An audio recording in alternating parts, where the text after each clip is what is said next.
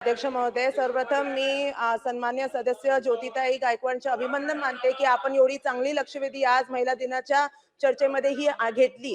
अध्यक्ष महोदय, लग्नासारखा पवित्र नात्याला हुंडा प्रथा ही जी आहे त्याच्यामुळे मला वाटतं एक आर्थिक व्यवहाराचे स्वरूप लग्नाला देते आणि ही एकदम गंभीर गोष्ट आहे. अध्यक्ष महोदय, महिलांच्या सन्मानावर व समानतेवर थेट आघात करणारी गोष्ट ही हुंडा ही प्रकार आहे. अध्यक्ष महोदय, मंत्री महोदयाने आकडे सांगितले. एनसीआरबीच्या अहवालानुसार 2023 मध्ये देशभरात डावरी प्रोहिबिशन ऍक्ट अंतर्गत 15,000 पेक्षा जास्त प्रकरणाने नोंदवली गेली आहे आणि 6,000 पेक्षा जास्त महिलांना हुंड्यासाठी मृत्यू झालेला आहे.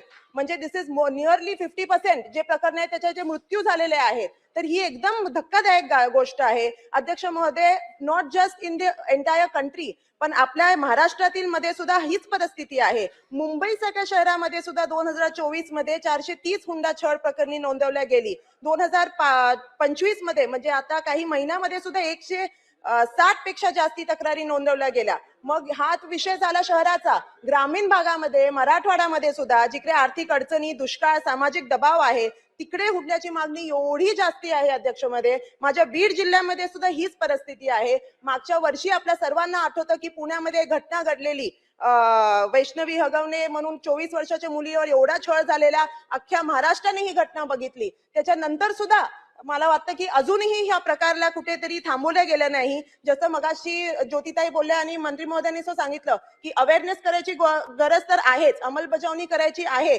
शाळेमध्ये जाऊन कॅम्प घेण्याची गरज तर आहे. पण त्याच्या व्यतिरिक्त मला असं माझं वैयक्तिक मत आहे की आपल्या मुलींना शिक्षण, आर्थिक स्वावलंबन आणि निर्णय घेण्याचे स्वातंत्र्य हे आपण इकडे दिलं पाहिजे. अध्यक्ष महोदय, जेव्हा मुली शिक्षित आणि आर्थिक दृष्ट्याने सक्षम असतात तेव्हा त्या स्वतःच्या आयुष्याबद्दल स्वतंत्रपणे निर्णय घेऊ शकतात आणि अशा जे गोष्टी आहेत, प्रथा आहेत, हे स्वतः मुलीच थांबवतील. पण त्याच्यासाठी ही कुठलीतरी त्यांना एक बळ आपण सगळ्यांनी मिळून, सोसायटी मिळून आणि आम्ही लोकप्रतिनिधी म्हणून सुद्धा आपण जर त्यांना बढावा दिला तर ही गोष्ट येऊ शकते नियंत्रणामध्ये. म्हणून समाजात अशी मानसिकता निर्माण झाली पाहिजे की हुंडा घेणाऱ्या कुटुंबाला प्रतिष्ठा नाही व समाजाला विरोध, म्हणजे ते इन्सल्ट झाला पाहिजे ज्या लोकांनी हुंडा घेण्याचा प्रथा ही तिकडे जे गावामध्ये सगळ्यांना माहित असतं. मंत्री महोदय, तुम्ही जसं बोललात तसं की ताई बोलल्या की जर हुंडा नाही घेतला तर आपण त्यांना बक्षीस दिलं पाहिजे. पण हे खरं घेतला की नाही हे जे सत्य आहे हे फक्त काही 4-5 लोकांना आणि ह्याच्यामध्येच माहित असतं. तर त्याच्यासाठी मंत्री महोदय, मला 5 स्पेसिफिक प्रश्न मी आज इकडे उपस्थित करून आणले आहे. गेल्या 5 वर्षात महाराष्ट्र डावरी प्रोहिबिशन ऍक्ट तसेच आयपीसी कलम 498A and 304B अंतर्गत किती प्रकरणे नोंदवली गेली आणि त्यापैकी किती प्रकरणांमध्ये दोषींना शिक्षा झाली आहे, हा पहिला प्रश्न. दुसरा प्रश्न, गेल्या 5 वर्षात राज्यात हुंडा छळ व हुंडा मृत्यूची जिल्हानिहाय आकडेवारी काय आहे आणि त्यामध्ये वाढ अथवा घट झाल्याचे शासनाच्या निदर्शनास आले आहे का? तिसरा प्रश्न, हुंडा छळाच्या तक्रारीमध्ये FIR नोंदणी व तपास पूर्ण करण्यासाठी सरासरी किती कालावधी लागतो आणि ही प्रक्रिया जलद करण्यासाठी शासन काय उपाययोजना करणार आहे? प्रश्न क्रमांक 4, गेल्या 3 वर्षात हुंडा विरोधात राज्यात किती जनजागृती शिबिर आपण घेतले आहेत आणि त्या कोणत्या जिल्ह्यात झालेले आहेत आणि त्याचा प्रत्यक्ष परिणाम काय दिसून आला आहे? आणि शेवटचा प्रश्न की हुंडा प्रथा थांबवण्यासाठी महिलांचे शिक्षण, आर्थिक सक्षमीकरण आणि सामाजिक जनजागृती वाढवण्यासाठी शासन पुढील काळामध्ये कोणत्या ठोस पावलावर उचलणार आहे? धन्यवाद. अध्यक्ष महोदय, या लक्षवेधीच्या अनुषंगाने सन्मान्य सदस्य नमिताताई यांनी जे प्रश्न उपस्थित केले तर राज्य स्तरावरची आकडेवारी सांगताना 2021 मध्ये जवळजवळ 172 गुन्हे दाखल करण्यात आले आणि 534 आरोपींना त्या ठिकाणी अटक करण्यात आली. 2022 मध्ये 180 गुन्हे दाखल करण्यात आले आणि 515 आरोपींना त्या ठिकाणी अटक करण्यात आली. 2023 मध्ये 170 गुन्हे आणि 381 आरोपींना अटक करण्यात आली. 2024 मध्ये 139 गुन्हे दाखल करण्यात आले आणि 234 आरोपींना अटक करण्यात आली. तर 2025 मध्ये 138 गुन्हे दाखल करण्यात आले आणि 213 आरोपींना अटक करण्यात आली. जिल्हा स्तरावरची आकडी आता सध्या उपलब्ध नसून ती माहिती घेऊन आपल्याला ती त्या ठिकाणी देण्यात येतील. सरासरी ह्या प्रकरणामध्ये किती वेळ लागतो हा देखील आपला प्रश्न त्या ठिकाणी आहे.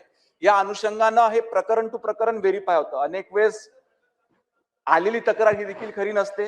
परंतु ती ग्राह्य मानून त्याच्यावर चौकशी करण्यात येते आणि त्या प्रकरणाचा स्कोप बघून त्या ठिकाणी कालावधी लागतो. परंतु आपण जी व्यथा या ठिकाणी सभागृहात सांगितली आहे या संदर्भात विचार करून हा कायदा अधिक आपल्याला कडक करता येतो का याच्यावर देखील शासनाच्या वतीनं त्या ठिकाणी विचार करण्यात येईल.